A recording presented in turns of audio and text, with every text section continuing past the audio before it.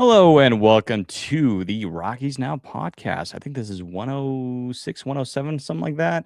Welcome on in. It's good to be back for a second straight week after a long leave for me, but I'm back. We're here with Sarah and Tom coming off of a pretty fun week in sports. Obviously, we just had the Winter Olympics wrap up, and I was just talking to the guys right before we started about the gold medal game on Sunday. I don't think I asked you guys yet, but did you guys watch it? Starting off with Tom. Tom, did you watch it, or I was watched it it both. I watched both overtime periods, so okay? not the whole game, but yes, I woke up a little later, got the two overtimes in. Of course, Uh, saw Jack Hughes put the game winner into the net. So yeah. What about you, Sarah? I was still asleep. Still asleep. Yeah, I think I it was. forgot. I Yeah, was like, Mountain "Oh, I time, it wanna was go to like bed." 7 something in the morning, I think, when the game Mhm. ended, or a little after 7. Yeah, I was well, here's the thing, I was kinda helping produce the live stream for the Eyes on Abs guys with Patrick and Josh. They did a heck of a job, so shout out to you guys. But, yeah, I wasn't watching the game, but I was kind of following along to the stream, and then when I, saw that we won, I'm like, "Wow, that was awesome," and then it was in overtime. I mean, everybody kinda saw it coming into overtime. I mean, it's just classic Team USA and Canada after last year. I think it was last year, the Four Nations competition. Mhm. That was awesome. That's good. At the end of the day, hockey won, and I'm trying to get back into hockey. I mean, when I was younger, I never really watched it, and then for a while, maybe around 2014, 2015, I remember when the Avalanche started getting good, I started watching that, and then I just got focused back to the Rockies. But man, that was awesome. Um, but yeah, Jack Hughes sends the United States home with the dub, with the gold medal. First time since 1980, guys, since the miracle season or the miracle run, if you want to call it, the miracle game. Like I said right before we started, I thought that, of course, this was 20 years before I was born, but I thought that was, the 1980 game against the Soviets was the gold medal game until my dad told me no, it was against Finland. So, but still, 45, 46 years in the making. That's insane. So congratulations to those guys. But then we kind of briefly talked about, baseball coming back in the Summer Olympics in 28, and how I'm looking forward to that because it's been a long time since we saw that. Well, then until, Tom pointed out that it was in Tokyo in 2020, which, you know, kind of blocked I out of don't my think mind, but anybody no, I don't remember any of that hardly at all. But yeah, good stuff going on there. World Baseball Classic, Sarah, it's starting this upcoming week, right? I mean, we're less than Yeah. 7 days now, 6, 7 days. Oh gosh, I did this 6 Yeah, days. the Rockies have that exhibition game with Team USA, I believe, next Wednesday, and then they're off for the WBC. That's gonna be a fun one. Rockies versus Team USA. Somebody Hey, posted a team full of superhumans versus the power of friendship. But, I mean, with the way the Rockies are playing right now, hey, how what great if we would it be to win? see that upset? Hey, miracles can't happen, as we were, talking about the miracle on ice. Do you believe in miracles? Tom, Team USA. Like, here's the thing. One of the things that we're definitely going to try and do over the next couple of weeks, maybe in the next week actually, is of course talk to Chris and everybody over at 52A Media. We'd like to do like a reel or something, post that on YouTube and our socials of like our pick to win the WBC. I'm not going to reveal mine today, but uh, Tom, do you think USA, I mean, without saying your pick, do you think Team USA has that chance to do it in the WBC? Because, again, like a few years ago, we lost to Japan, and that crazy game was like 3-2. But do you think USA has that? I mean, it sucks because I wanted to see Trout in there because this could be his last year, Mhm. potentially has the opportunity to do that because he's getting up there. But I still think he has a few more years. But do you think USA has what it takes to take down Japan, or who knows, maybe Cuba. Cuba was really good a few years ago, and so Mexico too. So, do you think Team USA has what it takes? of course, any team has a chance to win it. You never know in a tournament style format on an international stage. You never know. I mean, odds are all. Some people are the favored based on the betting line odds, but or what the analysts say, air quotes there for the listener. I put up the air quotes for the listeners, but They of course have a chance, and not to highlight also, in addition to that, there are several exhibition games going on, such as here's some interesting ones. Next Tuesday, Team Japan takes on the Yankees. You got Team Canada taking on, of course, the Blue Jays. Some other ones, the Team Italy is taking on the Cubs, and of course, Team USA will have another exhibition match the day before against the Giants. So Team USA is going to have some other warm-up games as well as the other countries. Of course, I mean, the USA is not the favorite. Japan is still the favorite, obviously based on the rankings at this current moment. But of course, they have a chance to do it. I mean, anything can happen. I mean, we had some timely hits last year. I mean, I'll throw out a non-Team USA example. You know, the newest White Sox, Munetaka Murakami, had a walk-off double hit in the. It was one of the earlier. I think it was I didn't remember which game it was, but it was one of the early rounds on the route to beating the USA. So again, when it comes to timely hitting, great pitching performances, again. Anybody can just roll the dice out of pool play and just run the tables in the bracket format. So we'll have to wait and see. It's going to be interesting. And again, you know, last year, the whole thing ended with one of the most iconic, again, people can say what they want about Trout versus Ohtani. To me, it was one of the most iconic at-bats in the history of the sport. Think of, because everyone's still saying Trout's washed, he's not whatever.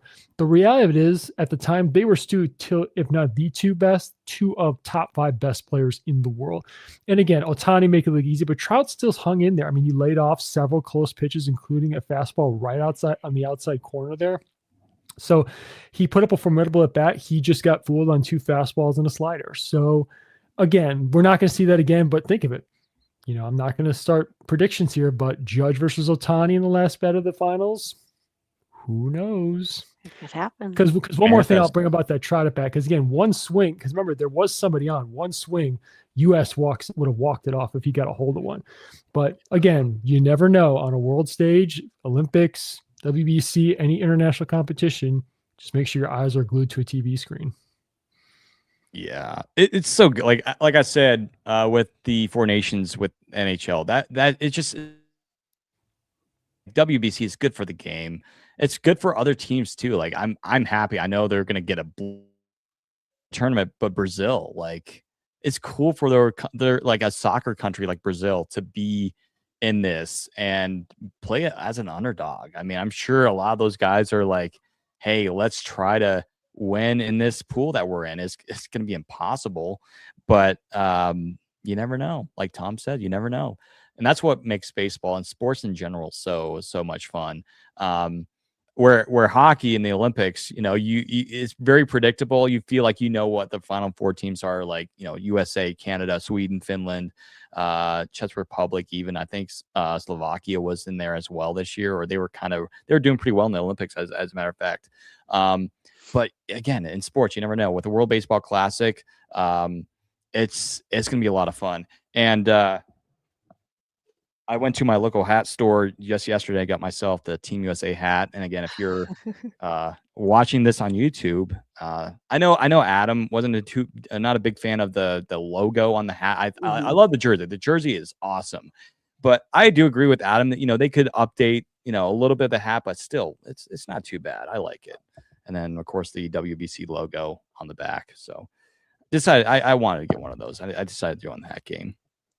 It looks a little better now, like seeing you actually holding it, than the pictures that I had seen of it. But yeah. I mean, wearing it's pretty cool. Not gonna lie. You know. But the thing is, like we talked about last week, the price though. My goodness, $50 for a hat. I saw Brody Brazil. He did a video on this just the other day. He ranked like some of the spring training hats, but he mentioned how a lot of the hats this year are like $50 just to buy a hat. So it's just, well, you know what? For America, like as Tom said, America.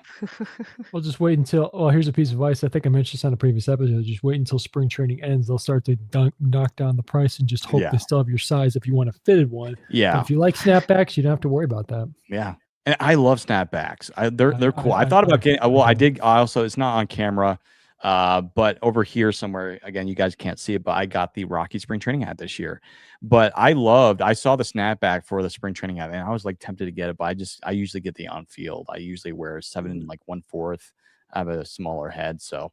But it's a pretty good hat. It's growing on me. I know a lot of people aren't big fans of the cactus or the cacti. Is it cacti or cactus? I think it's cacti. for one Cactus, guy. Plural cactus, would be cactus, cacti, yeah, but cactus is singular, cacti is plural. Yeah. So I'm like, I'm okay with it. I mean, it's not my preference. Originally, I thought, ugh, like, what do they do? And then now it's just like, it's whatever. And gross then on you. yeah, and then okay, this is not like super public yet, but like there was a release they released, or I think I'm not sure if it's been official yet, but they have the clubhouse hats now. It's just black with this small like box, kind of like this, but it says CR, and I'm like, that's so like random, but also bland. It's just like there was no creativity. It's kind of like the NFL hats this year, like the on-field hats with the Broncos logo. It's just like, can we do a little bit more than that? Um, where I think last year the hats were like the purple with the black striping, like the Mhm. pinstripes with the mountain logo. That was beautiful. I need to get one of those hats. I still haven't gotten it yet, but yeah. But yeah, man, crazy. We got Luke here in the comments. Good to see you, Luke. As we get started and we transition now from merchandising into our podcast. Wow, 7 years. It's crazy. I made a post about it. Yeah, it's crazy how time flies, because I remember when I started Rockies now, it was just me, and I wasn't too sure how this was going to go. And I was like, you know what? I'm just going to post for fun, because originally, for those who know me closely and follow me closely, know that I actually had a original Rockies fan page. It wasn't called Rockies now. It was something else. I forget the name of it now. But I did that for a couple of years. That got hacked. I wasn't able to get into it. And then Rockies Now, I started that, and here we are. 7 years later, we have a podcast. We have an entire crew now. We have a podcast. We have social media, and we're growing. And there's a lot to look forward to. And I am curious, because I don't think, Tom, in all the years that we've been together on the podcast, I don't think I've ever asked you how you found out about Rockies Now. I'm curious to see what you're going to say, because I don't think I know this yet. No, you know this. I've told Maybe you. I do. Let me see. That was 2023 when you and I first talked. Yeah. The story I'll tell goes, you put out an Instagram story in which you said, "Hey, looking to restart podcast," because I saw you had a couple episodes, and then Yeah. I replied, said, "Hey, blah blah blah." I said something along the lines of, "Hey, I'm interested. Just let me know if you want to chat or something like that." Yeah. Then the rest is history. But how I found out, I wanted to say I was just browsing for Rockies fan pages, because at the Mhm. time, the Rockies, no offense, the Rockies social media account was not putting out up-to-date information, mostly on X, not so much on Instagram. And I stumbled across the Instagram page, and that's basically how I Mhm. found out. Because again, the algorithms and all that Yeah. stuff, you just gotta do those searches. I found Yeah. other fan pages as well, but they just weren't as, how do I say it? They were very small, and they hadn't posted in years, and yours was the most recent one that was actually posting content. So that's how I found out. Yeah. Well, Sarah, it wasn't more like you found us out. It's more like I found you out, because I saw your podcast and I was like, that'd be awesome to have her on the podcast, because, and then not to mention, like, I didn't know this until like you started coming on, that you also like the Rockies. I'm like, and because I saw like, yeah, it looks like she's a Braves fan, but it'd be cool to have her part of baseball Mhm. now, which we're still building over here. With Tom and I and Mason. We're going to do a podcast on Saturday, but I was like, we got to have her on a podcast sometimes. And, here we are. Yeah. And then for Adam, it was kind of both me and Adam. We were both kind of talking back and forth. Adam really wanted the opportunity, and I was super excited to have Adam on. And even then, I already knew he had a personality. It was like, that's different. That's a different personality, which I loved. Very vocal. And I'm like, you know what? I got to have Adam on. And so, and now Adam, he's heading our Broncos department over here at 5280 Media. But yeah, it's been quite a journey. It's been a blessing. I'm super excited about the future, guys. It's gonna be awesome. We have a few excitements and exciting announcement coming up, and there's actually one I'm not going to mention to any of you guys that are watching, or Tom or Sarah, because I want them to be surprised, because I'll just leave it at that. But anyways, we just want to say thank you from all of us, from Sarah, myself, Tom, Adam, Chris, Patrick, all of our writing people. We just want to say thank you guys for hanging with us, with a bunch of knuckleheads talking baseball. And we appreciate you guys, and we're looking forward to what's coming up in the future. So shout out to you guys. Yeah, I mean, it's crazy. We get like a lot of listeners on the podcast. We are, Tom, again, we feel like we keep updating this, but Tom, we're now less than 100 away from 6,000 followers on Instagram. We're now like, I want to say 80 or 90 now away, something like that. And we're nearing 200 subscribers on YouTube. And we're already nearing 200 listeners on Spotify alone. So we're growing. We're growing. So it's been awesome. Jumping into our second segment here. So last week, of course, we weren't able to do a podcast this past Tuesday, just because of a lot of us were unavailable. Spring training started last Friday for the Rockies. I believe it was last Friday, I think. And the Rockies are now 4-2. In the last few games, guys, the Rockies offense has been popping. The pitching wise, not too bad. There's a couple areas, a couple guys that we could definitely mention. Victor Vodnik has really struggled today. But other than that, there's, it's been great to see Jose Quintana. He pitched the other day. He looked pretty good. Chase Dollander, he looked pretty good. And then we'll talk about the infielders here in just a second, but talk about hot start for Charlie Condon and TJ Rumfield. I mean, come on, like Sarah, like we were talking in the studio, like I don't think we need to worry about our first base options right now. Yeah, we've done all this talking about who's going to be the first baseman, who's going to be the first baseman. I think TJ Rumfield came out in a couple of games and was like, I'm going to be the first baseman. Here you go. Yeah. And Tom, like we were talking about Rumfield. I mean, you look at Rumfield, he was behind. I mean, he had no place to play for the Yankees in the future because of either Goldschmidt, and then now Ben Rice is now pretty much their everyday first baseman as well, or he's, with Goldie. Obviously, Goldie's going to retire anytime in the next year. So it's just like there wasn't really a spot for Rumfield. And so it was a trade to Colorado that really it upset some Yankees fans because they felt like Rumfield had a future, despite, if you look at his stats. I know they're spring training stats, but like I was telling Sarah, like last year or the last few years with the Yankees, Rumfield has not done very well in spring training. He like sub 150 hitter. All of a sudden he's hitting like 300 something so far, and he already has 3 home runs, and he's almost in play every single game, and he's walking, and it's just like it's been a great thing to see. And so it's like it's hard to say something good about the Rockies in one sentence because it's how poorly the Rockies have been over the last few years. But Rumfield, he could be that guy, Tom. He probably will be. And looking at back at the Yankees, not only do you have Goldschmidt and Ben Rice, but you remember Rymack can slide over to first base if need be necessary. So it's not like he was blocked more than people realize. At the respective position. Well, he's making the case for sure when you look at the fact of the matter. I'm not too worried about the guys who are struggling. I mean, it was nice to see Quintana, of course, throw the one shutout inning to open the game, but then Senzatella, who knew, threw 3 shutout innings behind him. And as Luke, of course, points out in the comments, yeah, I know it is like a big what moment here. No, it's TJ. I don't want to say he's running away with this. He's got the early odds on. He's making noise. He's not an odds on favorite. I don't put him at the top of or rising to the top of the depth chart ahead of anybody, of Krim or Julian. He's just making noise. He's really making a statement. He's just saying, hey, if not on opening day, I think I would like to be given a shot sometime in the early first pre-All-Star break part of the season. Yeah. Chris is in the house. Good evening. Good evening to you, Chris. Welcome on into the live chat here. And yeah. And then Condon, Charlie, I was mentioning this to Sarah, and I posted this on Twitter, but it's funny to see all the, like, going back and seeing, like, I'm not going to shout them out necessarily, but I'll mention that there was a Reds podcast a couple years ago that was reacting to the draft when we drafted Charlie Condon, and they were pretty disappointed.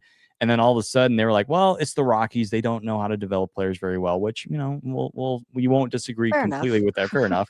But then they said, well, you look at Charlie Condon's COD league numbers. They're not very good with the wood bat. So therefore he's probably not going to do so well in Colorado.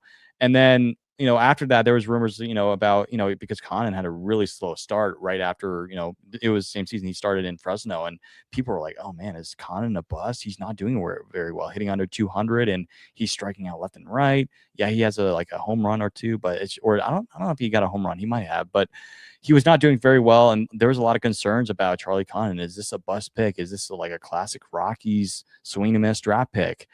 And all of a sudden, last year, Charlie Condon completely turns around and, he didn't light the world on fire by any means, but like he had a big, big improvement. Yes, he did strike out a little bit, but like we saw improvement. He got on base. We saw a little bit more of the power. And then once we saw him go to the Arizona Fall League, like I told Sarah, he was one of the best players in the Arizona Fall League last fall. And then now we're seeing him in spring training. I mean, his exit velo is incredible. I think one of his home runs was like over 110, I think, his first one, that went like a mile onto the berm in center field the other day against the Angels. And then he hit an opposite field home run today against the Giants. And now he's hitting 600. Again, it's the first week of camp, but he's hitting 600, and he's one of the hottest hitters in spring training. Again, it's 1 week. He's probably going to fall down to earth, but if he keeps this up, guys, I mean, is he in the conversation? Again, you guys might have already said this, but is he in the conversation to start opening day? Because I think he could.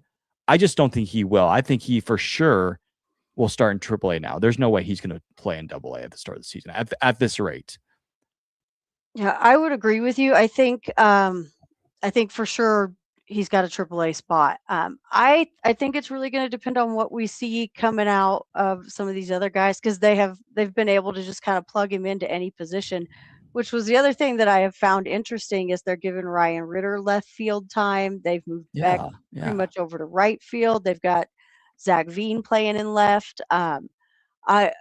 That was not, I don't think any of us really, especially when we were talking about the outfielders these last few weeks, it's always been Jordan Beck's kind of, the name we just drop into left field. And so to see that little switch was pretty cool, but Charlie's shown a lot of versatility, and I really like that about him. The bat is working good.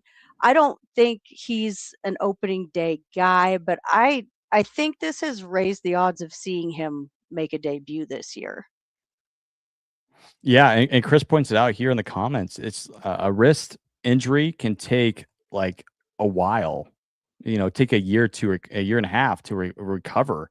And I don't think it really took him that long to do that, like to recover from that. But I think we mentioned this when he was injured. I think a lot of it had to do with his injuries, like his performance. It hinders his performance. It happens to a lot of baseball players. Like I think Gunnar Henderson last year was playing through an injury, and his number. That's how good Gunnar Henderson is with the Orioles. I mean, he's that guy. He's an all-star type of player. But yeah, I agree with Chris here. Like I think that hindered Charlie's play.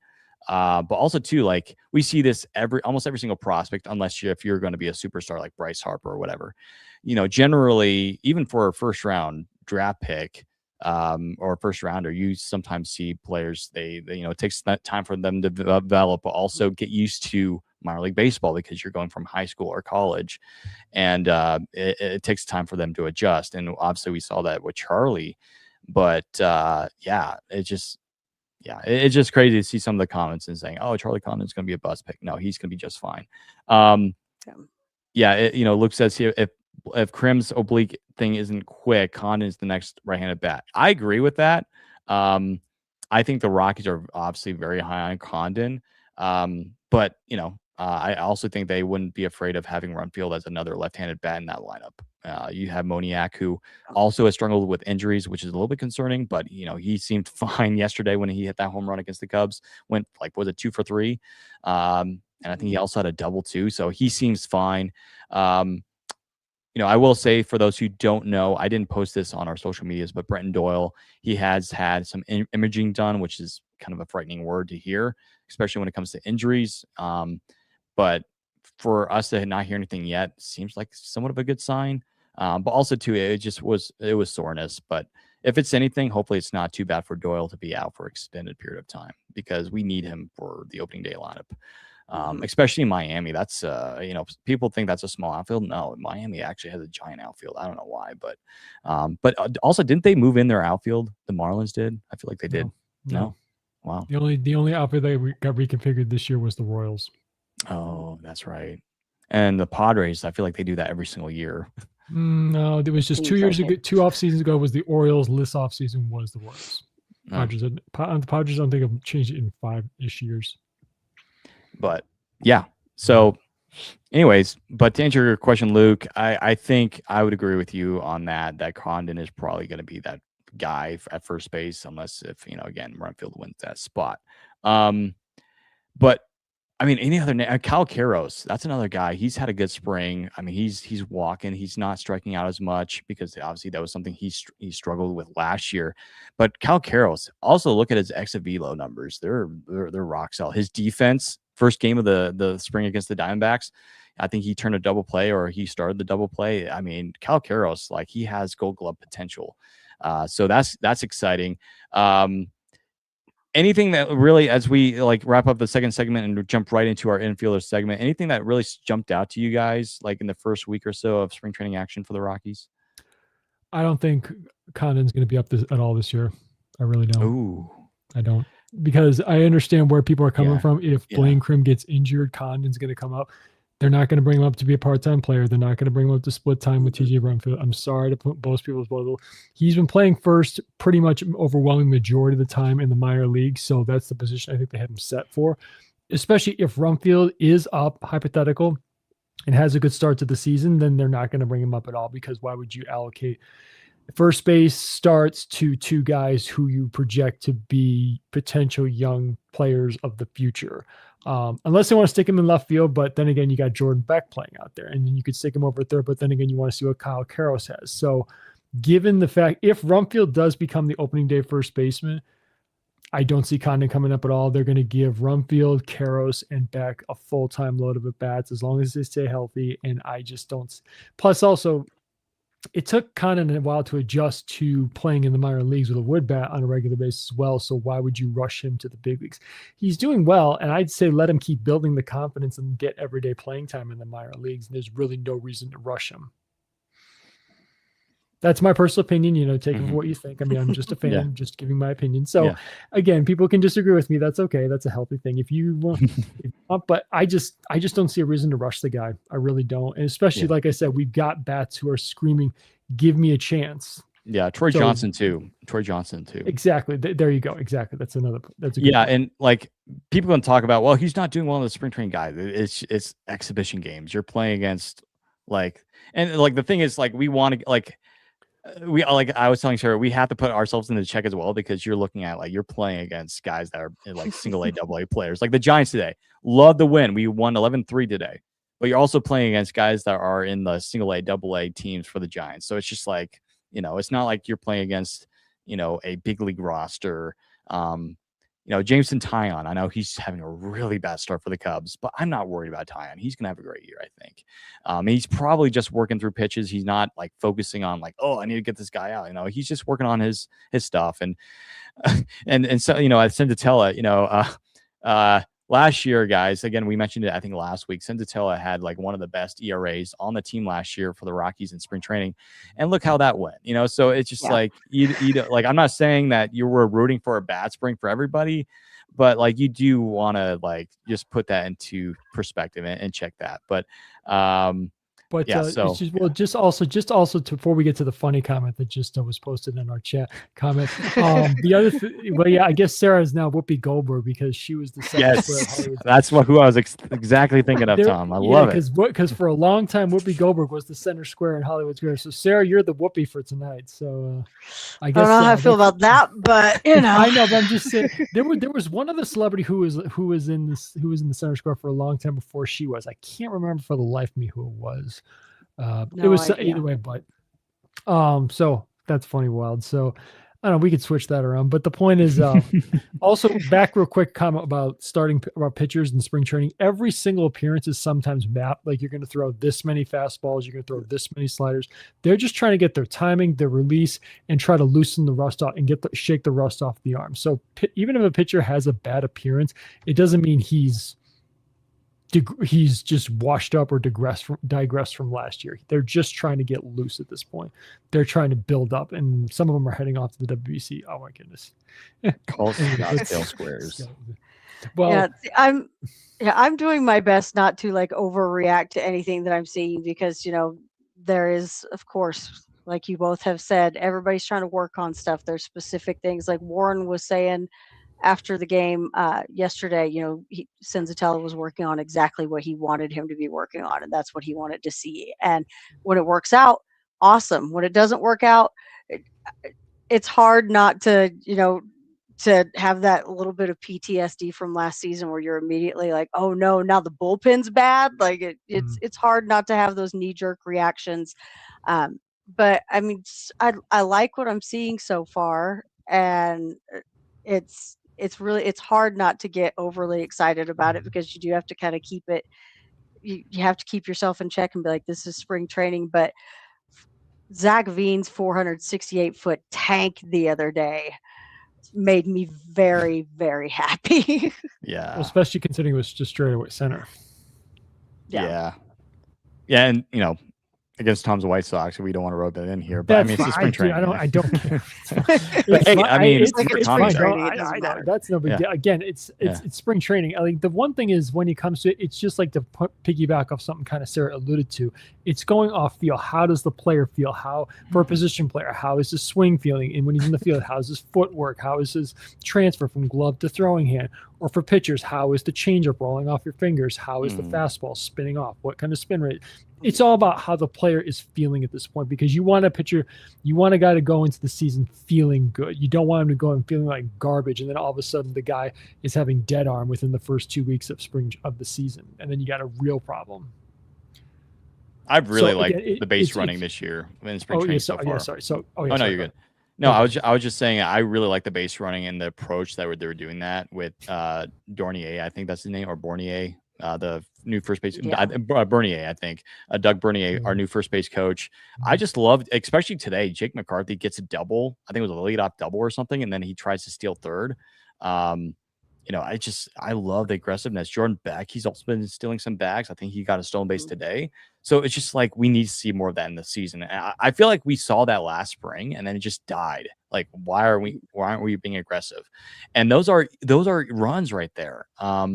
And that's why the Rockies made these acquisitions. I mean, guys that can run like McCarthy. I'm super excited for McCarthy again, like a guy that always torched us whenever we played the Diamondbacks. Always had good speed. One of the fastest runners in baseball. We already know how fast he is. So this is, again, stealing bases is a lost art really in baseball. And I think we need to, hopefully we start seeing it coming back. Also just not being afraid to take the extra base too on a hit. So yeah. And it's wild to think that, as you're saying, like, stealing bases is something that it just doesn't seem like it's been as big, but I mean, they've made the bases bigger. It should be easier. Why is it not happening more? So I love, even guys are getting picked off and all this other stuff, but I love to see that that plan is starting to go into action. Maybe the Rockies, here's a kind of interesting thing, considering maybe the Rockies or some teams should look into hiring Billy Hamilton as a consultant for stealing bases. Yeah. Even though he was but then again, he was such a supreme speedster. But again, even with his speed, he still had to read pitchers' moves well to make the jump. So again, because Sarah, to your point, when the base stealing, it was toward the last years of his career when the bases got a little larger, and he talked about how it could make things better. He said he recommended, young guys with speed, don't be afraid to take off. If you can read the pitcher, just go. I mean, because I agree. Again, you don't want to. There's always this fear, like analytics will say, oh, you want to minimize the risk of getting thrown out. Well, again, when you can move a guy from first to second, especially into scoring position, that's an easier job for the guys who are at the plate to drive the run in. So I'm all for it. I would hope that Warren's not going to be afraid to give guys the green light. I don't think he is, because that's what he's talked about so much, is how he wants to see that aggression. I just saw a thing with Jake McCarthy. I can't remember if I saw it today or if it was yesterday, where he said that exact same thing. It's how can he be the best teammate that he can be by getting that extra 90 feet, by stealing that bag, by putting himself in scoring position for the guy that's up behind him to get an RBI. So I love it. Yeah. Did you guys see the post by Jay Kuda? That the Rockies and the White Sox, which Wild just made that comment that the Rockies and the White Sox are slugging over 500 in spring training, and they White are Sox and Rockies World Series only confirmed. 2 teams. Love it. Again, are we going to see that in the season? Probably not, but we wish we can. By the power of friendship, How fun would it be, though? Power of friendship, Sarah. But yeah, like it's a welcome sight. But again, like The thing is, I think Patrick Lyons, shout out to him. I always love watching his podcast over at Rockies Insider. He tweeted this saying like how the Rockies and Dodgers right now are the top 2 teams in the Cactus League. Same thing happened last year. The Rockies were second behind the Dodgers in standings in the Cactus League, and we all know how that went. So it's just like kind of rooting for a loss here, but well, if you look at the teams in 2017 and 2018, guys, I mean, the Rockies didn't. I mean, their record. I mean, again, it doesn't matter. Like, it really doesn't matter whether you're like you have a positive or a negative or differential or whatever or standings. But you do have to put it in perspective here. You're not trying to win spring training, but yeah, just wanted to mention that. But wild shout out to you. Well, the one thing you can say is both those teams during the regular season were not last and second last in slugging, though. Mm-hmm. Yeah. You want to guess who last place? They want to take who the 30th team was last year in the season. Nationals? No, Pirates. Pirates, right? Pirates. It was the Pirates. Yeah. It was the Pirates. Yeah. And we'll talk about them in the next couple of weeks as we get ready for our standings episode. That's White Sox are 28th. The Rockies are 24th. Ooh. See? Hey. Not in the bottom 5. But here, kind of like the Joker meme where he just does like this. well, remember, Jalen Hill could have that. Jaden Hill could have the design in his glove again. Yeah. You never know. Or maybe we need to see that. I would like to see him do he had the Heath Ledger Joker. I would like to see if he could put on the Batman and the animated series Joker that Mark Hamill voiced. I'd like to see him do that one. We need to see players wearing actual capes in the games. We need to see that, like kind of like Savannah Bananas do. Well, like remember that it was sometimes teams do a theme for travel days. You could do a superhero theme one. Yeah. I remember back in 2019 for all the diehard Rockies fans out there. Remember La Cucarachas? The cockroaches. Oh yeah, I remember that. That was a vibe. I remember that. Wasn't it the Chupacabra? It wasn't. Or am I thinking of a different team? It was a cockroach, cucarachas. Oh, okay. I'm sorry. Yeah, no, you're good. But that was for all the classic diehard Rockies fans out there. Real quick, back to the steal while we're talking with Chris here. Does either of you guys want to take a guess who the top team in steals was last year during the season? Well, I know Dodgers were one. Like, right? I knew it. Oh, this is Rock's top 5. Okay, so I thought it was baseball. It was an American League team, right? Yes, American League team. Mm-hmm. Was it the Orioles? No. Blue Jays. No. Oh. You guys are not even in the right part of the country. Team you would, it was a team you wouldn't think. And they finished in first by quite a bit over the second place team. Mariners? Nope. No. Different part of the country. Oh my gosh. Luke said a team. AL Central. Nope. So it's East team. You're getting warmer. Okay. So it's an East team. Was it the Rays? Yep, the Rays. Wow. I was going to say, I knew it was, I remember hearing it last year and I was like, it's a team that I was just like, what? The Rays had 194 stolen bases. The second place team, the Brewers, had 164. Wow. So point. And also, does anybody, you guys want to guess who the last place team was? They finished last by, whoa, this is just bad. This is bad. Was it a really bad team? No, a middle of the road team. There was a playoff team, actually. Guardians? Close, but no. Oh, in terms of region of the country? Yeah, region of the country. You're on the right track. Chicago? Cubs? Nope. They're up there in the top 5, actually. Oh. Now, they had a pretty active team on the base paths last year. Guys, if you have any questions, like if you have your answer, or we got Chris says Dodgers. That's a no. Dodgers, okay. That's no. Hey guys, by the way, last in steals. Yeah. While we're thinking of it, like I've talked to Tom about this. We might eventually, starting this year, do like episodes or like short video clips talking about baseball trivia. Let us know if you want to see them more. Would anybody like to see if we do Jeopardy? Would anybody like to see my Will Ferrell, Alex Trebek impression? Yes. Welcome to Jeopardy. Well, here's the thing. I'll wear a suit. I'll wear a suit just for the sake of it. I'll put a jacket. I'll put the jacket, tie, and button down shirt. I think what we should do, and I mentioned this in the group chat. What we should do is like kind of like do what a lot of like a famous baseball YouTube channel does. Is they have whiteboards and then write down our answer and show it on screen so that you can do that. Wild got it right. It was the Tigers. Ooh, good answer. Wild Tigers. They were pretty aggressive on the base path last year. They only had 61 steals though. That's it. That's all they had. 61. Wow. But I guess a lot more of their aggression was coming in, like trying to get first to third. Well, believe it or not, the Rockies and White Sox, they were 23rd and 24th, so they weren't they weren't at the bottom, but they were in the bottom half. So But I think, again, to Sarah's point, Warren, I hope, I would like to see him, just say, if you got it, go. Yeah, don't be afraid to just take a risk. Yeah. Well, I do want to mention this before I forget. Did you guys see what happened to Brendan Rodgers? Yeah. I didn't. I'm sorry. So it was a ground ball toward Rodgers. He was playing second base, and he like rolled on his like shoulder or his arm, whatever, or wrist. Basically, kind of like what Trevor Story did, and it does not look good. Like he was on the ground for a while. So it's just like last year, rough time with the Astros, gets sent down, and then tries out with the Red Sox within the first week. He's probably going to be out for a while, just based off. I mean, I don't know if there's been any news report or any updates, but it's just like, I don't think I've seen any update on it. I was hoping like Brendan Rodgers bounced back with his former teammate Trevor Story for the 2021 season that they were together. Even in minor, I think even in 2019 and 2020, Rodgers was in 2019. But according to Alex Cora, it's just shoulder pain at the moment. They have not done an MRI yet. Oof. Hopefully there's nothing torn or anything like that. So prayers out to Brendan Rodgers, Rockies second base legend and former number one. You guys know, Brendan Rodgers has not updated his X since he was with the Colorado Rockies because it still says Colorado Rockies organization. Probably hasn't checked it in a while. Yeah.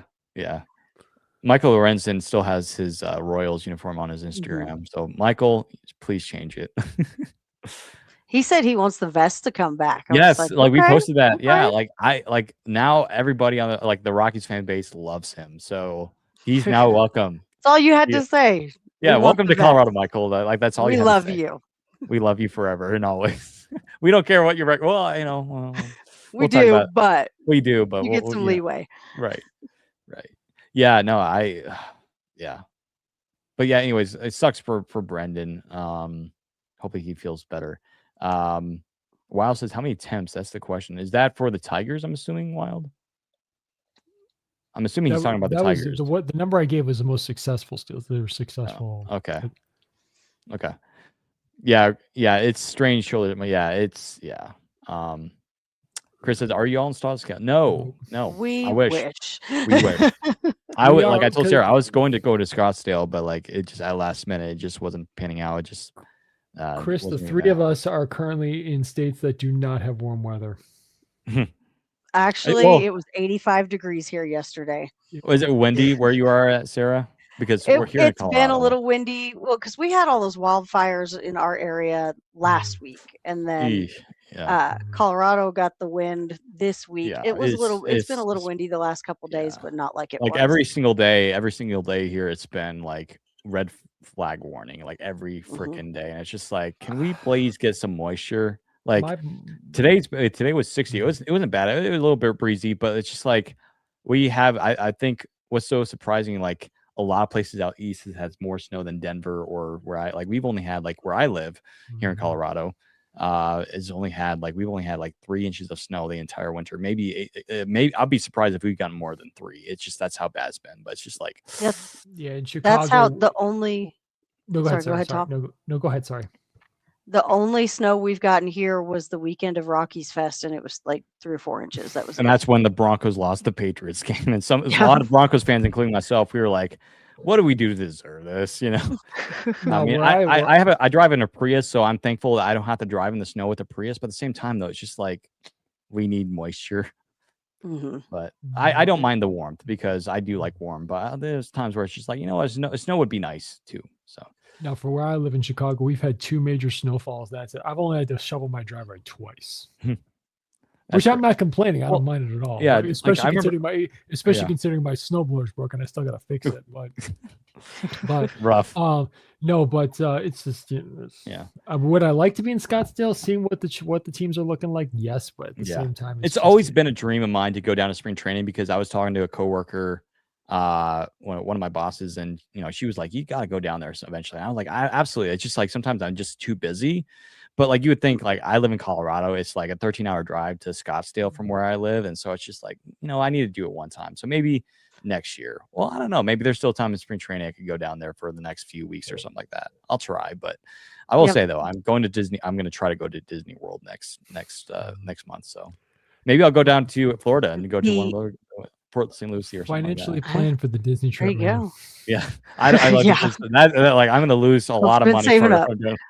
So I'm saving up right now, but maybe one of these days I'll go down to Port St. Lucie and watch the Mets play or something like that. I've been to the Grapefruit League in Florida. I once saw the Reds play an exhibition game, and this is when they had Griffey, they had Sean Casey, and shockingly, here's something. This is when Deion Sanders was in spring training with the Reds. Deion Sanders, prime time. Yep. That's been a while. He was in left field for the game I saw.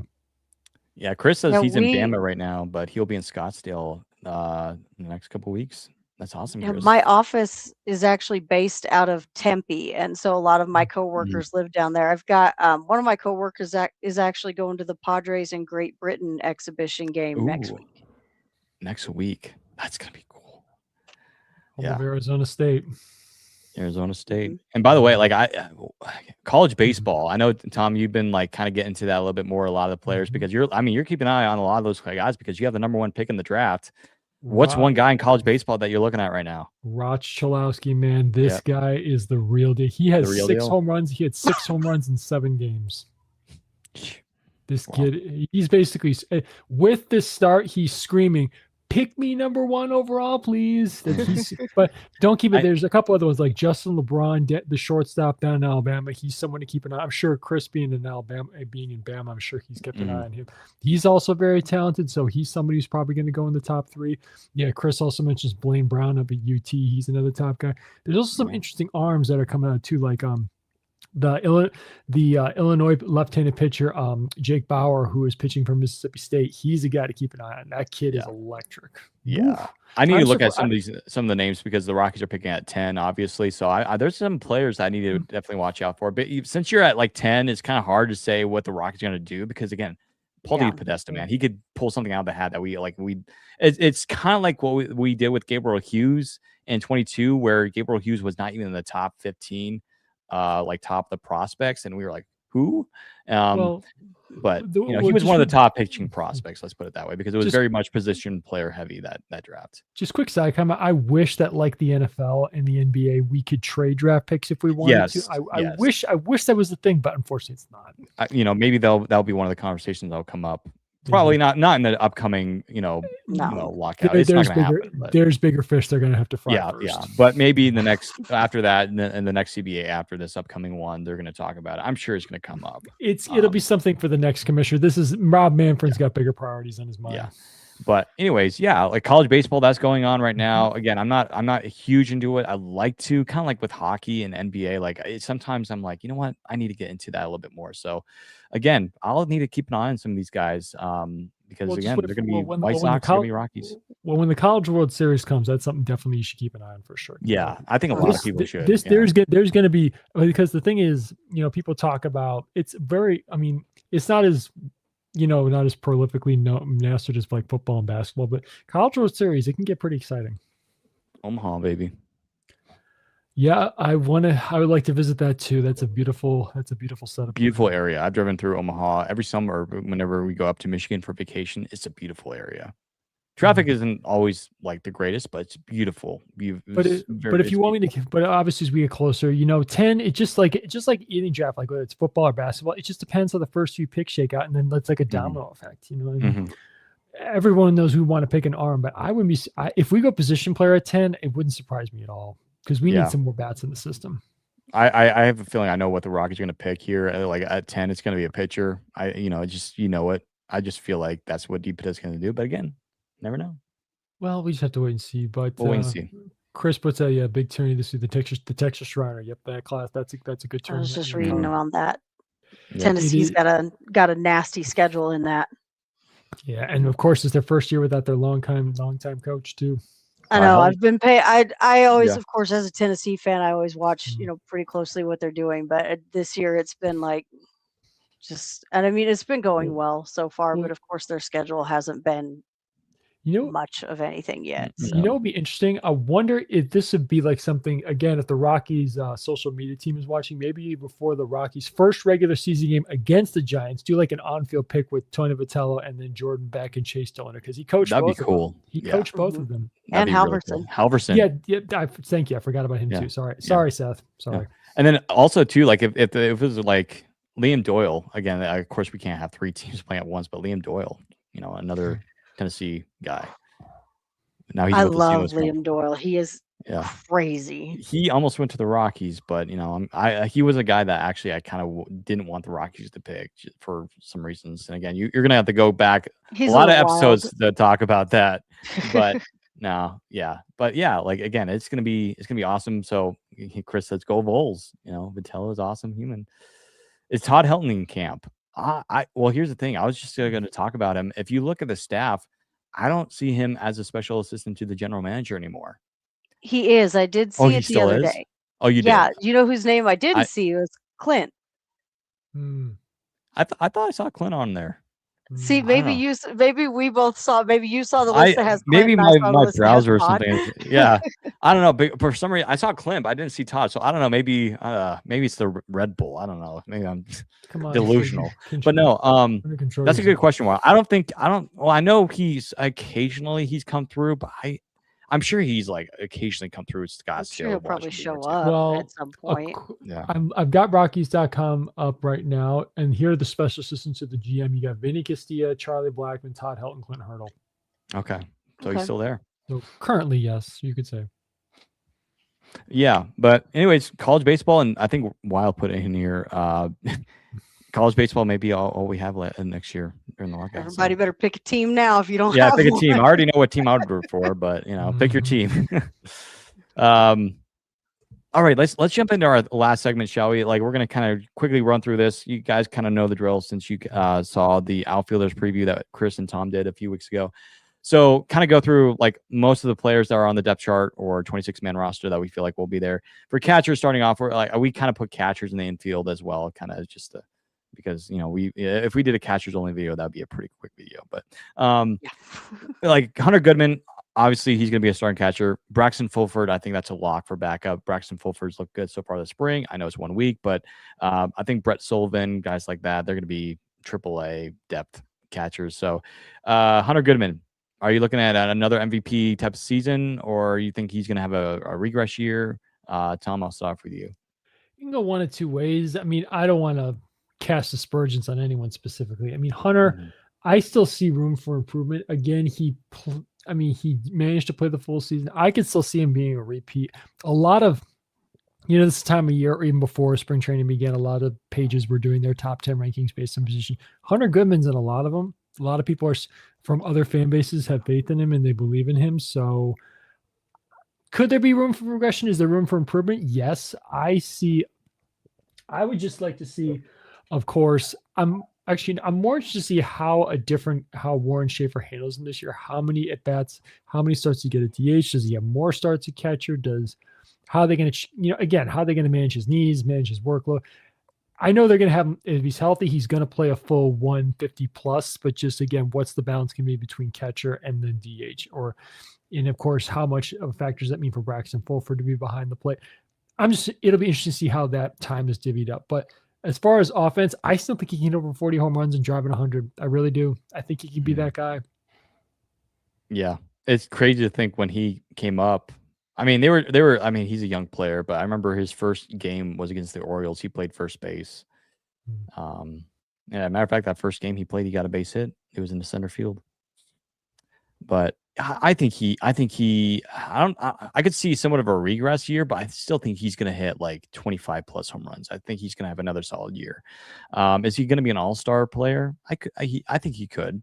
If you look at last year in the National League catchers, it was really him at the top and Will Smith for the Dodgers. That was really it. I think it was awesome to see. Now, again, we could see like a catcher in the National League this year go off. Like Patrick Bailey, I don't know. There's still question marks about him, but and Hunter Goodman we trust. I just think that he's that guy. Did you interject for a second? I pulled up Fangraphs just to double check. Zips and Steamer are not too kind to him this year. They actually have him finishing with a positive offensive WAR and defensive WAR overall, but in terms they do have him regressing. They only have him hitting either 24 or 26 home runs, depending which one you look at.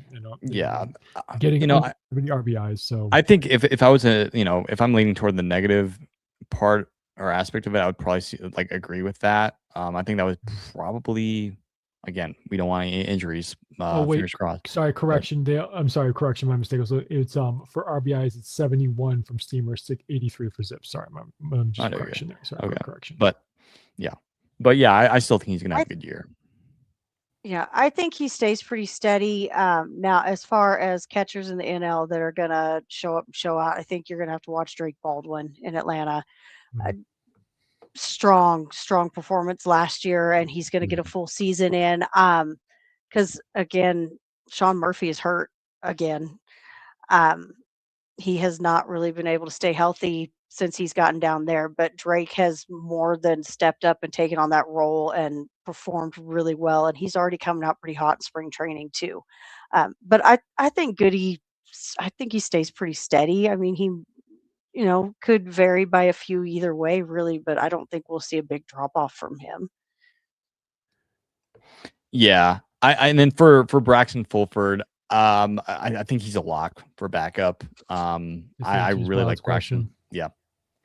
Because not only are we a little bit biased because Chris had him on his show, yes, but also I think it's just Braxton. Like, I liked some of the stuff we saw last year. I know he didn't have a whole lot of playing time, but I just liked the Braxton. I mean, his swing. He's trying to get more walks. I mean, he just, I think he still needs to get more comfortable at the plate. I feel like he's still a little bit too tight, if you know what I mean, right? He's like, stay loose a little bit, change a couple things up. You mean stiff? Yeah.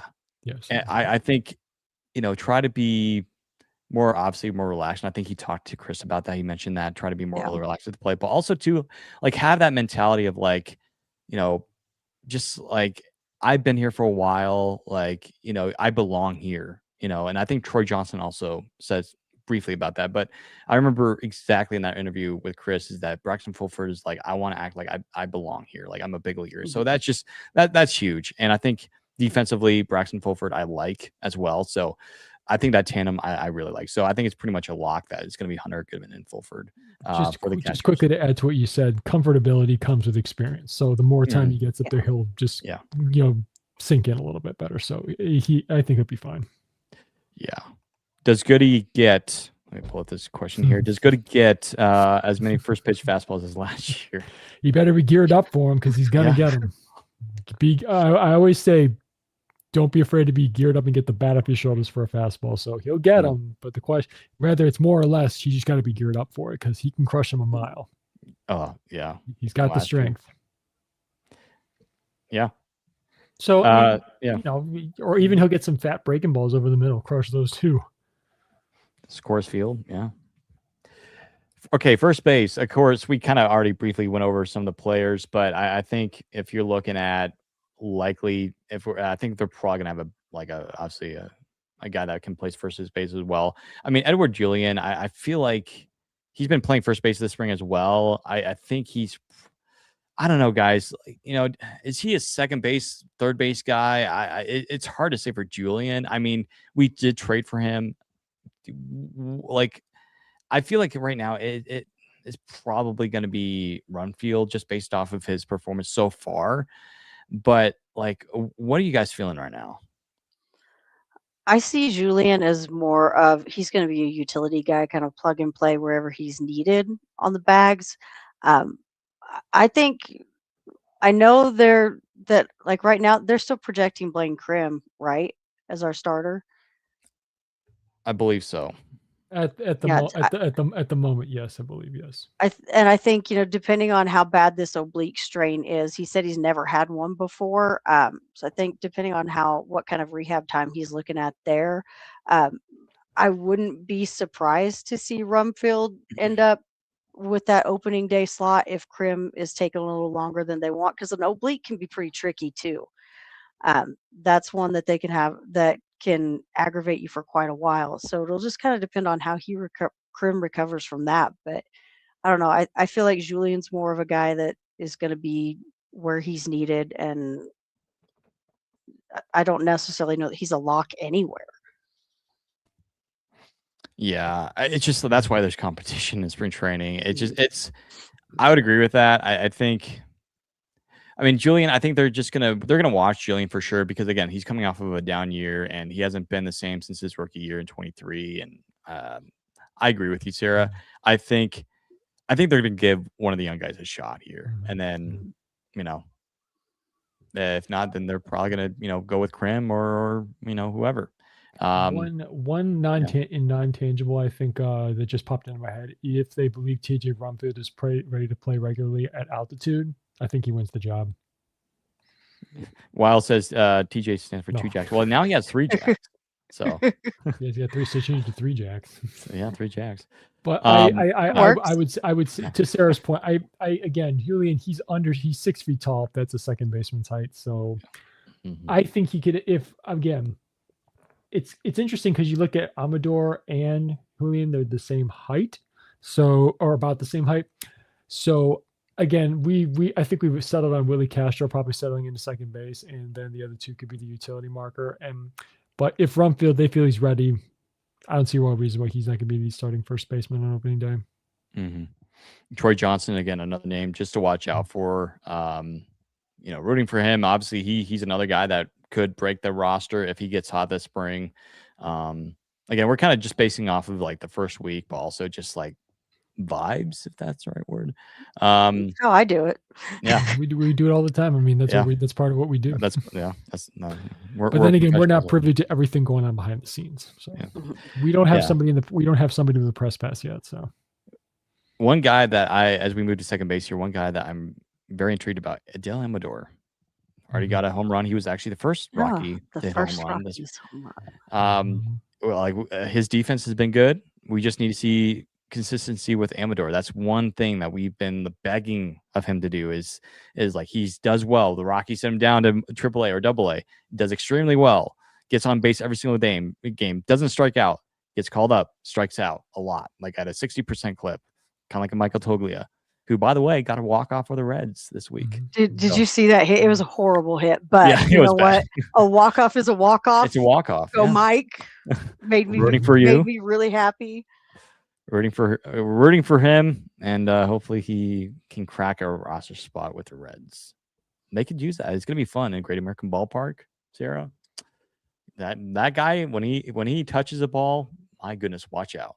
As a matter of fact, I think Michael Toglia had one game, or am I thinking of Sam Hilliard? I think one game Michael Toglia had 2 in Cincinnati.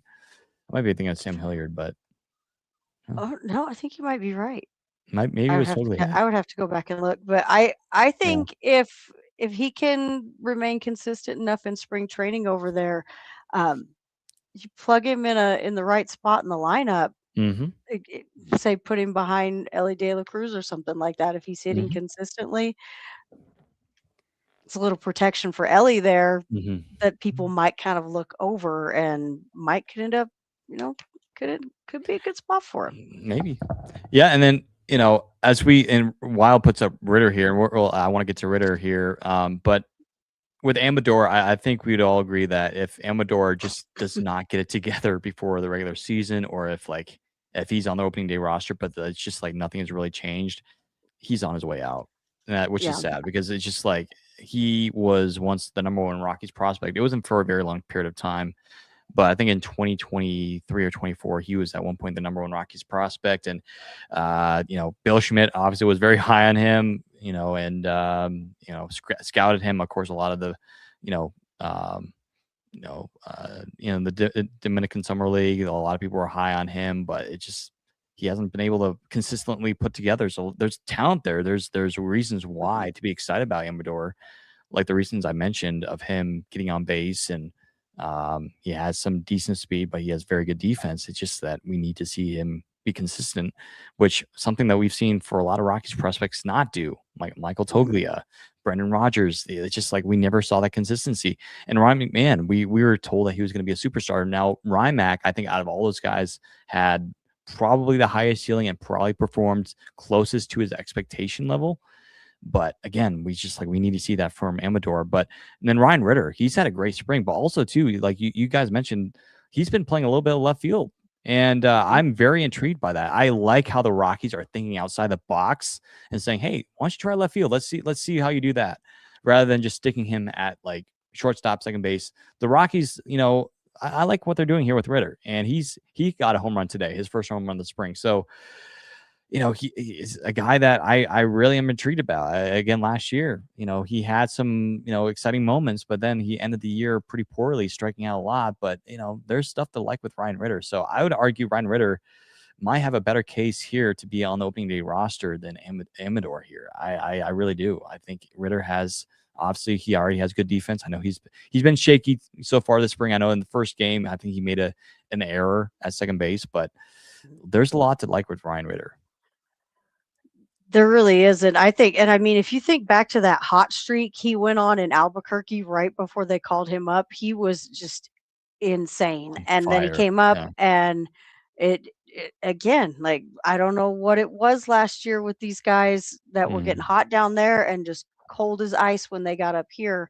But I think, having that full season up and having the spring training and getting that opportunity to build some versatility in what he can do and where he can be played, that's going to be super valuable for him, especially with all the competition that's going on this roster right now. If you want to have a spot, you better be a versatile player.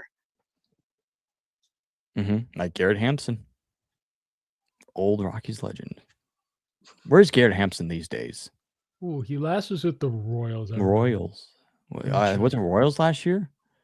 No, I know for sure that was 2 years ago. He was with the Royals. Let me check. And then the year before that, he was with Miami.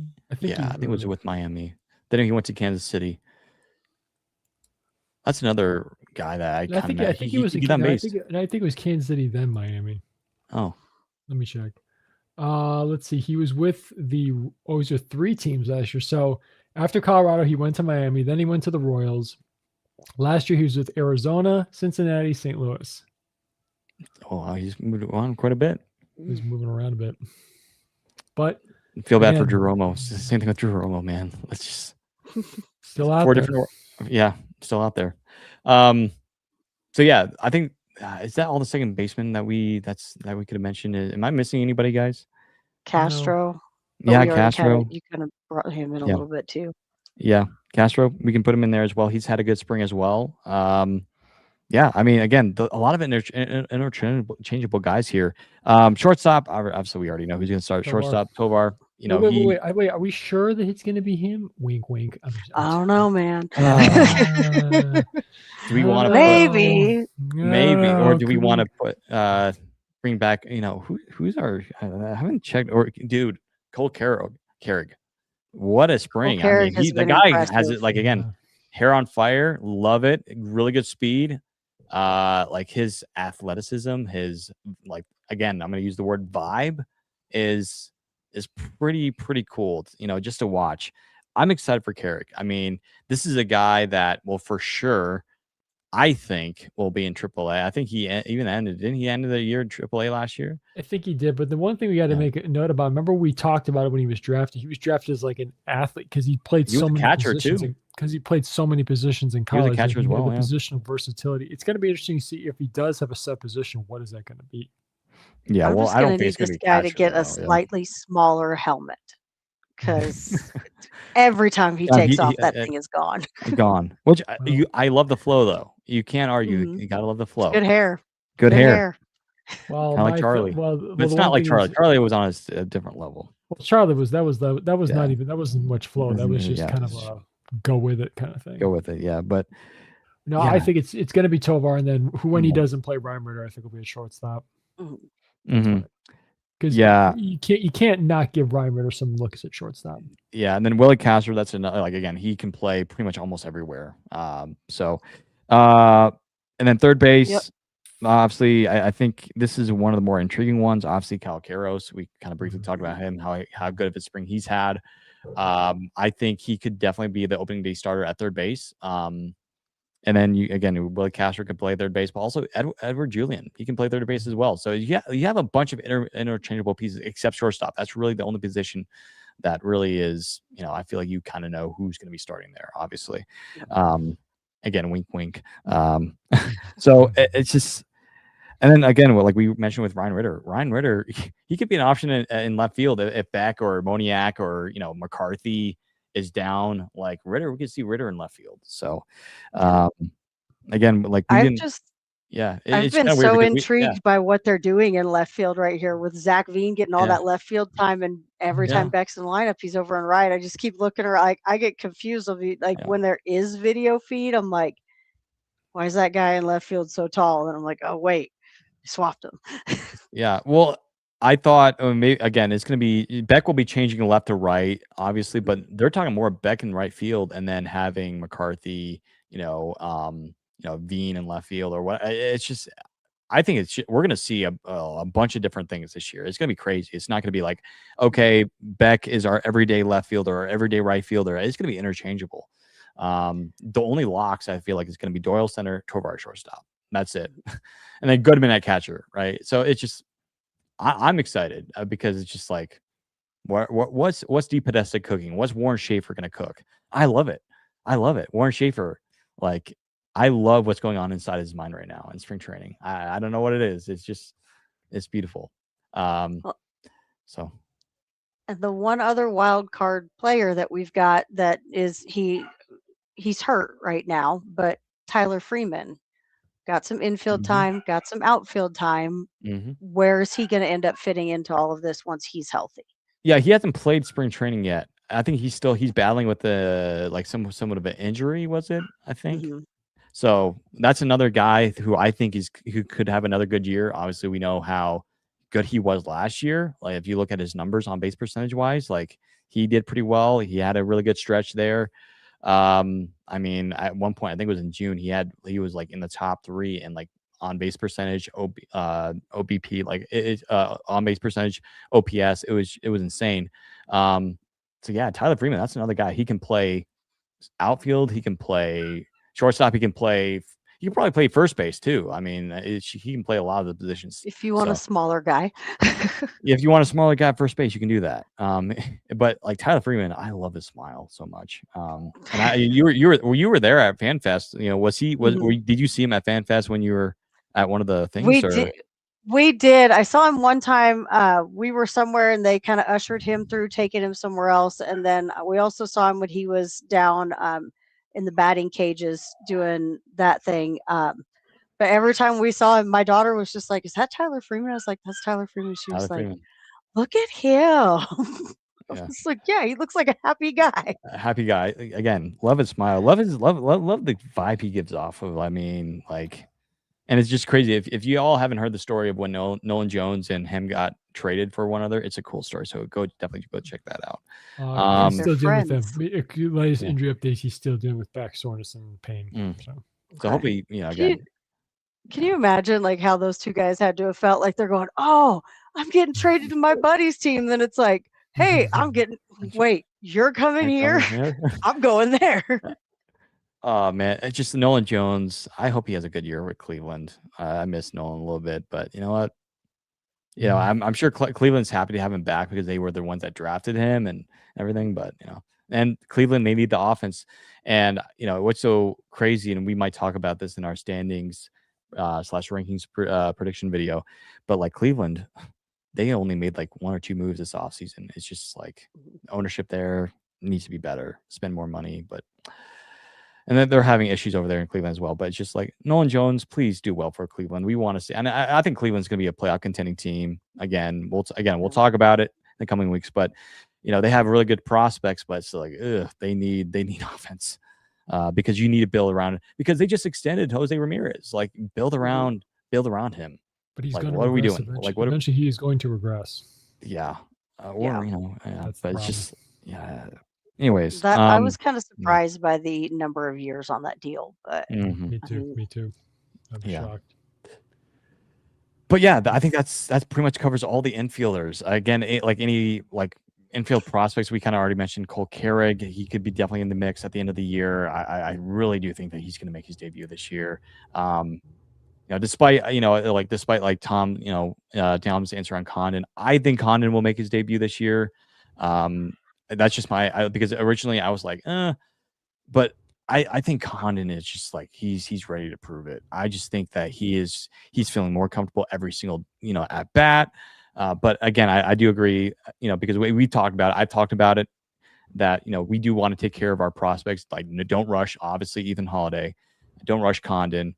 But if Condon looks comfortable, if he's consistent, and if he I think he's going to start the year in AAA. I really do. There's no reason why he should be in AA, especially the way he's playing right now. But if Condon can, put up good numbers or decent numbers like 260, 270 in AAA, why not give him a shot? Like in, late May, early June, see what he got.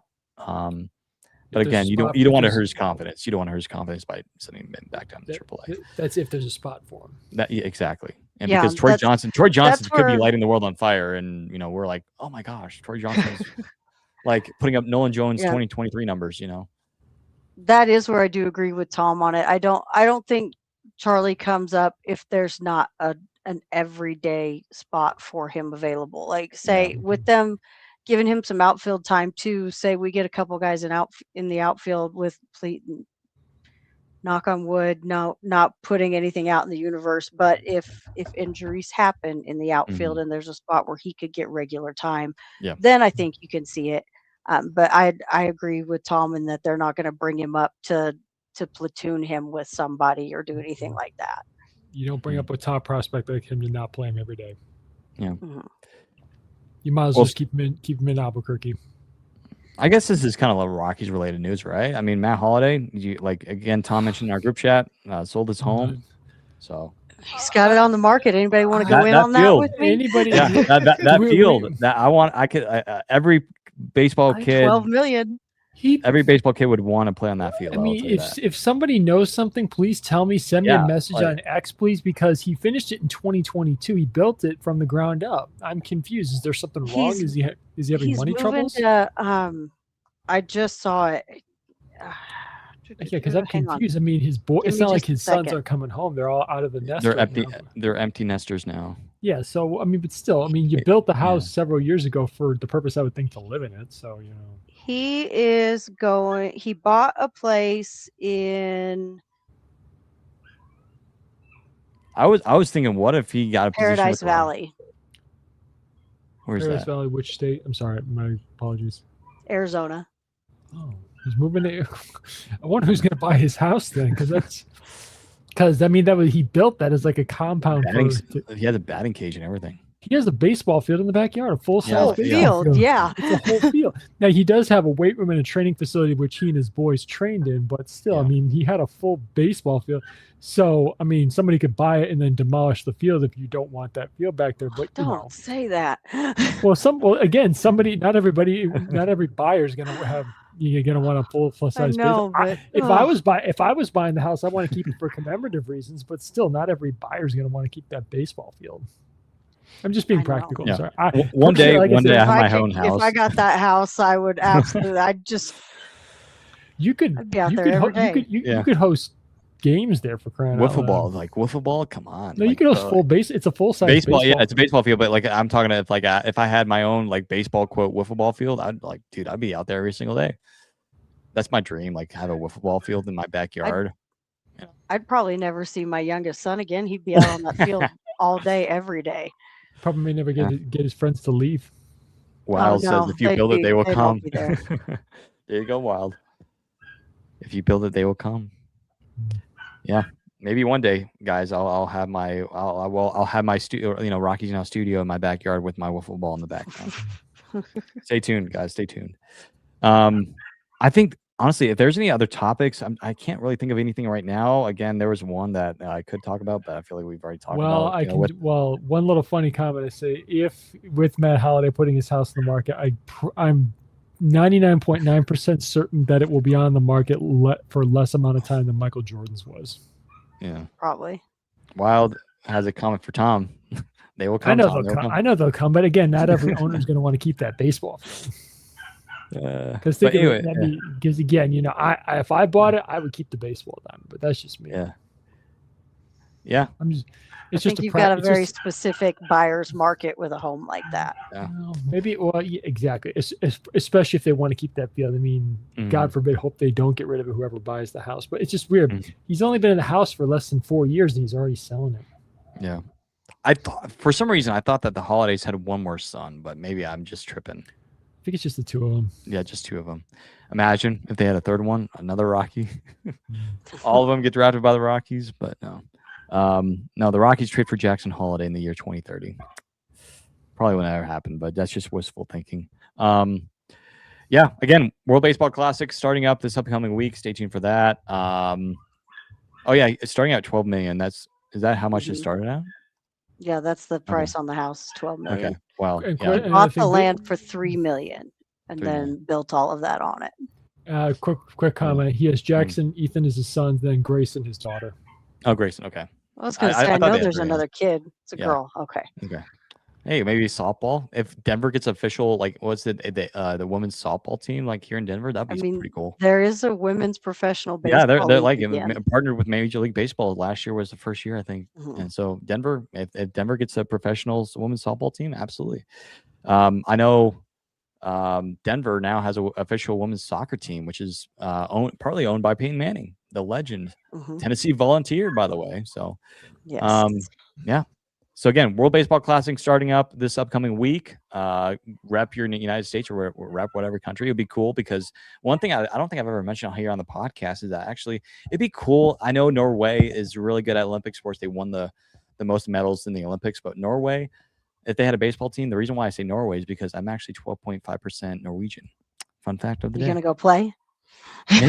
Maybe. I'll try to go. I'll go to Norway. I'll build a baseball team and we'll win the whole dang thing. I'm just kidding, but it would be cool. Just have a Norwegian. I'm sure there might be a Norwegian baseball team out there, maybe. But again, it's so cold in the wintertime up there, so it's just like it's ice baseball. I don't know, ice like football. I don't know. They probably have basketball. I know they have hockey, but Wild going to the WBC. WBC, yeah, I leave for the fifth. No, dude, have fun. I that's another thing. Like again, go at a good time. That like spring training, you can go to both. Like Phoenix, obviously, like they're good. I think are they hosting one of? I think they're one of the stadiums, right? Or is it Miami only? It's Houston this year. Houston, okay. And Florida, obviously Florida. If you want to do both spring training and WBC, Florida would be the place to go. Last year, or I should say the last time we had the WBC was they had Arizona and it was in Miami. So Texas, like Ranger Stadium, like Globe Life Park, I'm sure eventually they might get into that, but I don't know, maybe the location. I mean, it's a little bit farther north, a little bit farther travel to Florida and some of the other places for camp and everything. So again, I'm trying to think of anything else. I think just keep an eye on the Rockies. Again, not a lot of one downside of this. And I know a lot of our followers and listeners were a little bit disappointed this week because not a lot of the games were being televised or for radio or for TV. It's just the way it is right now. That's spring training. But I do think we have a couple of games coming up where you'll be able to watch the Rockies on TV and all that. So that'll be kind of fun to watch. But yeah, stay tuned to Rockies now. We'll try to keep you guys updated and any big news for any highlights or anything like that, just stay tuned and we'll have fun with that. So as we wrap up, if we get any more final questions, make sure to put them on in here. But we'll see you all next time. We'll probably be back on here on Tuesday. If anything changes, we'll let you all know. But yeah, Wild says Rockies play USA next week, so that'll be fun. Again, Power of Friendship versus arguably the best team in the world. Superhumans, yes. I mean, Japan is probably up there too as the best team in the world, but yes, the Superhumans. Anyway, guys, thank you so much for listening on in and for coming on in and for watching Wild. Shout out to you for coming on in. I think Luke, shout out to you, Chris. If I'm missing anybody else, I apologize, but thank you guys for coming on in, for commenting. We have a little over 40 people already tonight, so it was awesome. Sarah, Tom, I'll see you guys next week. Hopefully the Rockies continue to improve and we get closer to opening day. It's gonna be a lot of fun. Wild says I'll take the center square, Sarah, for the win. Let's go. Let's go. Sarah got the win. And then we got Luke says thank you, gang. Cheers. All right, Luke, have a good night. Everybody have a good night. thank you so much, and we'll see you on Tuesday for our next podcast. And as always, go Rockies.